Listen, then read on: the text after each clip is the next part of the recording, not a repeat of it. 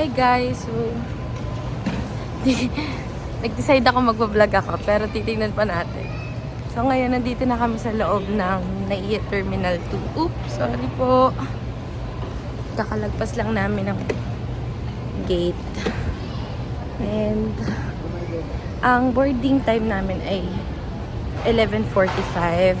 It's currently 11:04. So, hindi naman kami short sa time. Saktong-sakto lang. So, yun. Dito na kami sa gate namin. Gate 16. Update ko na kayo later. Bye!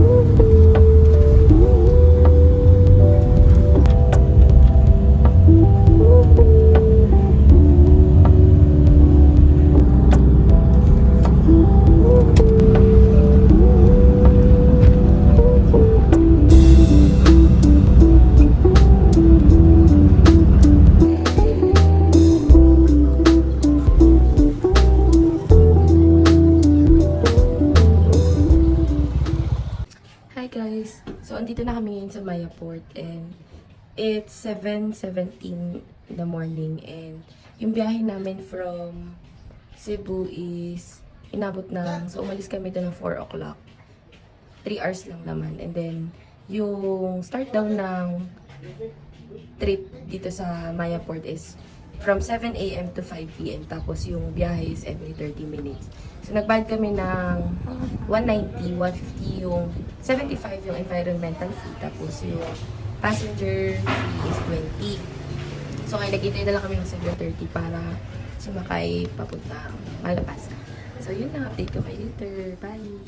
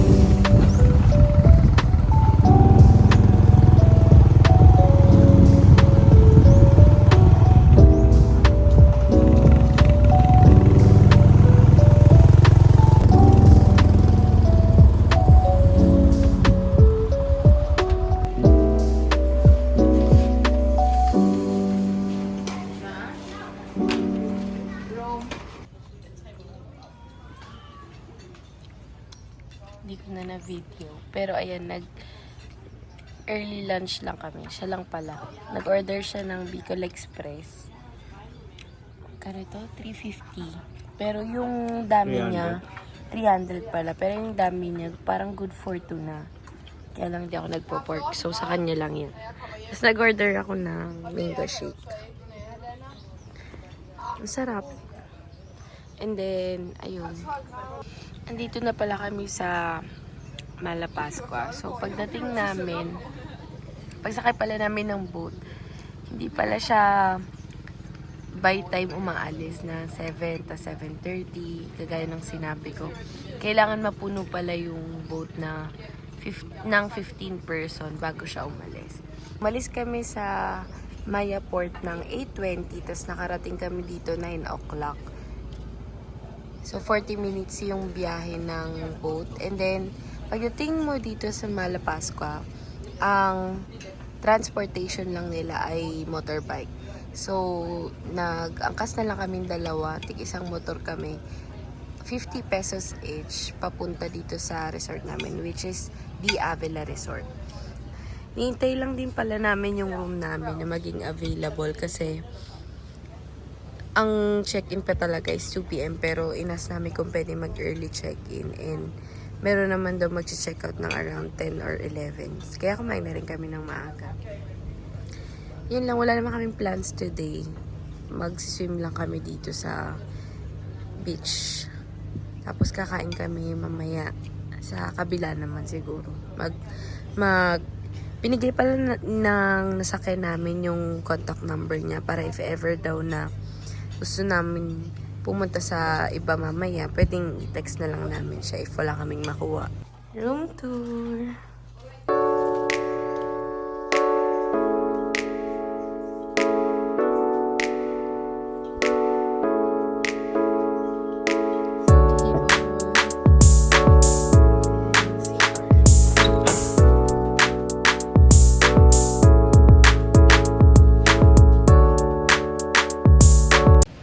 Hi guys, so kakagising ko lang, tapos si Jomel natutulog pa. So natulog kami mga 11:30 yata.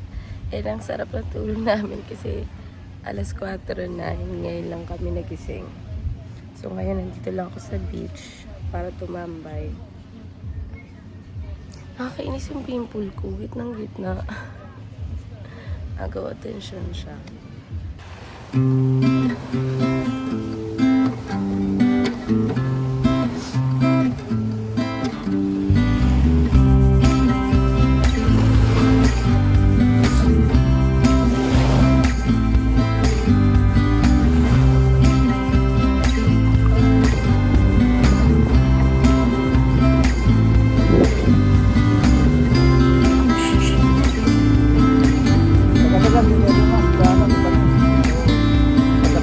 Baka hanggang gabi. Hanggang gabi. Ano?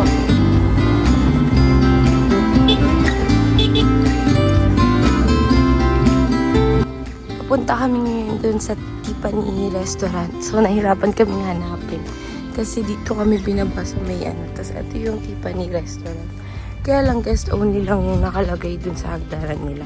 So, dito pala yung daan. Papunta dun sa restaurant nila. Between Blanco and Angelina, may maliit na hagdan. So, yan.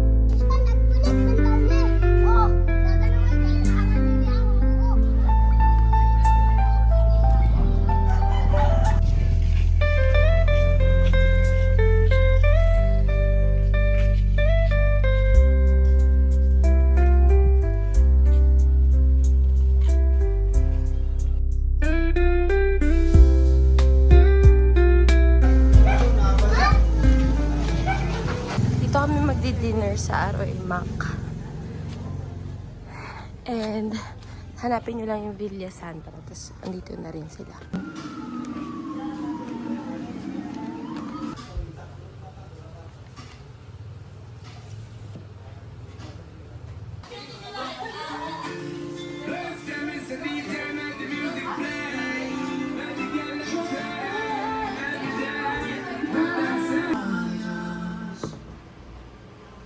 Yellow curry, tapos cocktail na daiquiri. So, yan. Kain tayo.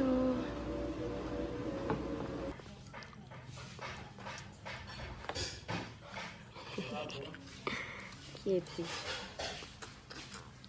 Quarter to 4. Ako nga, kakatulog ko lang. Inisip mo agad ako. Hindi na ko pang nakat... Hindi ako tulog nun. Nakapikit lang ako. Hindi ka makatulog. Kung nga nakakailang tulog na ako.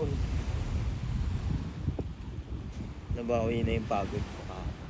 At pala bumili din tayo sinapay. May breakfast naman eh. Kaya... Ay, sus, talaga naglalambing. Ay, bulay. Nagsisipaglambing ang mga batang ini. Ay, grabe ang lalambing. Ay, sus. Ay, sus. Bulay ang lambing.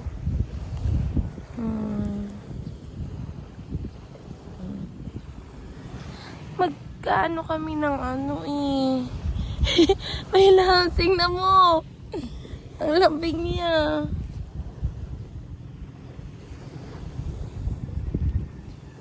Jesus, magbi-video ako.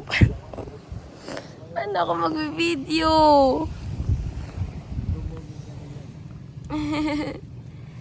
Magbi-video ako.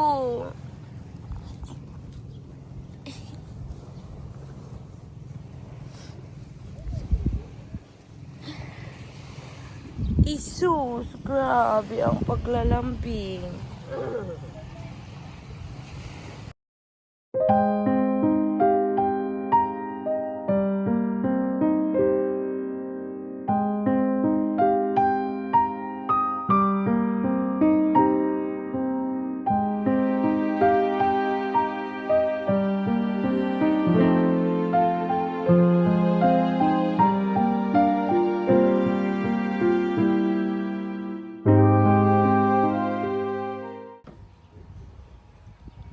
Dito na yung breakfast namin. Morning guys. So, papunta na kami sa boat namin. Ang call time namin is 9 a.m. Yung island hopping pala dito sa Malapascua. Ang price niya is nakuha namin. Ang kausap namin si Kuya Lasco. So, lalagay ko na lang yung name ng Facebook niya. Tapos nakuha lang namin siya ng 650 each. So, total of 1,300. Mura na siya kasi inclusive of everything na. Kasi yung dito sa hotel namin, chinek ko kung magkano, 700. Tapos parang not inclusive of something pa siya. Tapos, yung oras ng tour, ikaw bahala kung anong oras mo gusto mag-start. Kaya maaga namin siya na-request para hindi masyado masakit sa balat yung araw. So, yun, 9 a.m. and on time sila kasi 8:58 pa lang. Actually 8:55 pa lang daw. Nandito, tumawag na, nandito na sila. So yun, tama ko kayo late today. Ay, grabe yung init. Parang joke time yung sinabi namin. Ito yata. So yun. Ang init, grabe. Sunog na naman today. Ito nga pa. Ito yung boat namin. Ganito siya kainit ngayon. Sobrang init. Morning po. Ay, Kuya Makmak po. Sige po. Morning. Michael lang kasama na. Hi, Kuya. Good morning. Morning po. Kuya Makmak. Sige po. Sige po.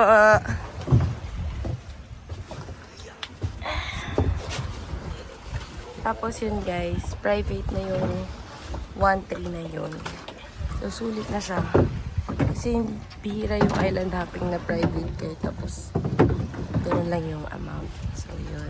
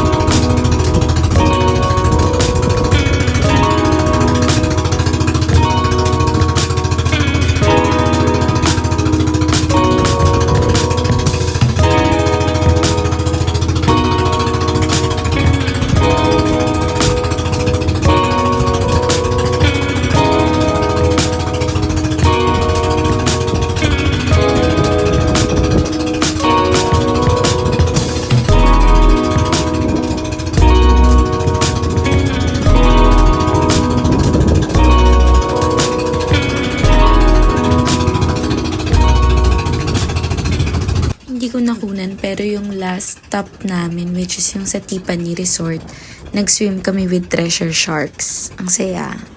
Yung lunch namin, chicken kare-kare ng diamin na. Tapos, hati na kami kasi malaki yung, maraming serving nila. Kaya pag order ka dito, minsan kasha na isa. Order na rin po kami ng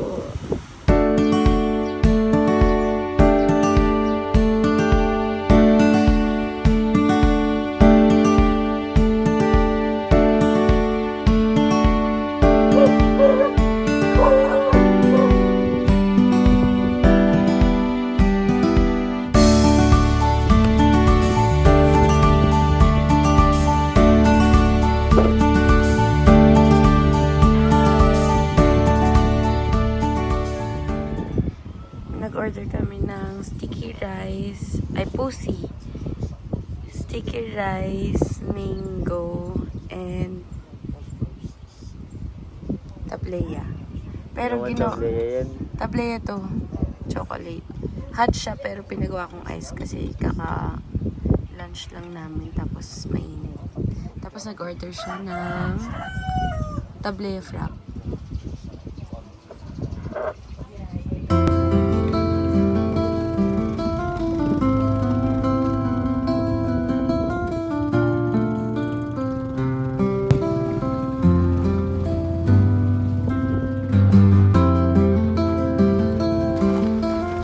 Dito na kami kakain sa Amihan, guys. Nag-try kami sa Angelina. Nakaupo na kami kaya lang sabi 30 minutes to 1 hour daw ang waiting time. Tapos pagbalik ni ate, parang hindi na ata tatanggap ng pasta orders. Kasi sobrang daming orders.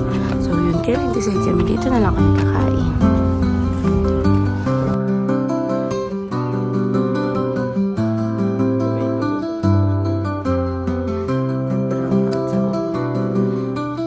Brown out ng ate.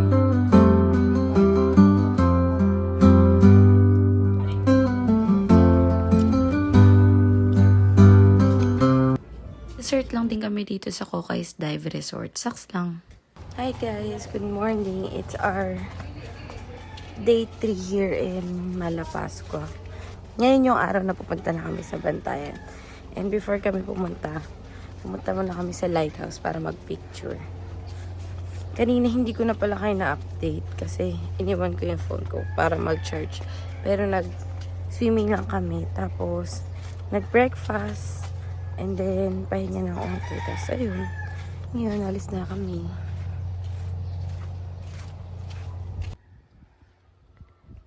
Ano ba to? Hi guys. Andito na kami sa lighthouse. And sobrang hirap pala nito. Daan na to. And nandito na kami, kaya tumuloy na rin kami kahit mahirap. So, yan. Baba na kami, guys. Itatry ko i-video. Pero, delikado. Kasi, walang hawakan. Tapos, maraming mga sabit-sabit. Kaya dapat mag-ingat. So, yan. Mauna daw siya. So, from Lighthouse, pagbaba nyo. Sundan nyo na lang ito pagpaakit. Isipin nyo na lang paakit kasi di ko na video kanina. Yan. Dire-diretso lang kayo dun sa may parang medyo mas patag na daan.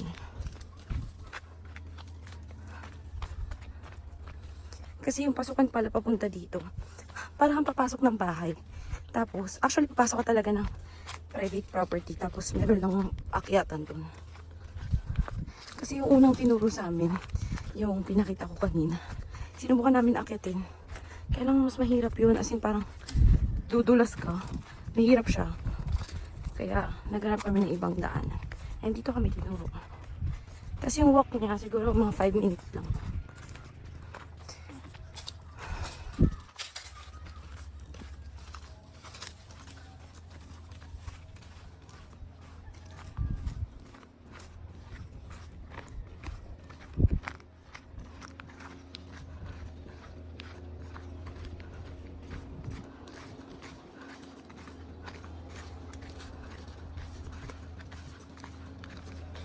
Ayun yung picture.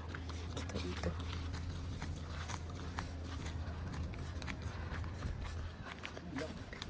Bakit? Dito tayo eh. Dito tayo? Ayan, dito na kami. Dito tayo. Oo. Diretso. Di naman tayo kumanan eh. May labs ikaw mauna. Sige ako na. Ayun o. Kita na yung bahay na pinanggalingan namin. Mas mabilis siya pagpababa. Kasi, hindi na kailangan ng...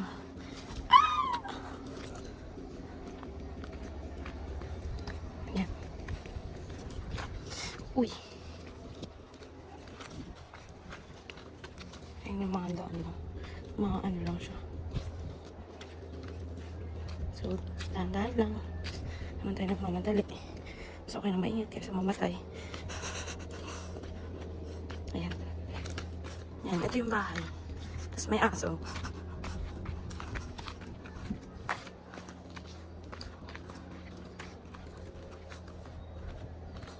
Ayan po. Kita na. Tapos ayan na. Ito na yung bahay na nadaanan niya.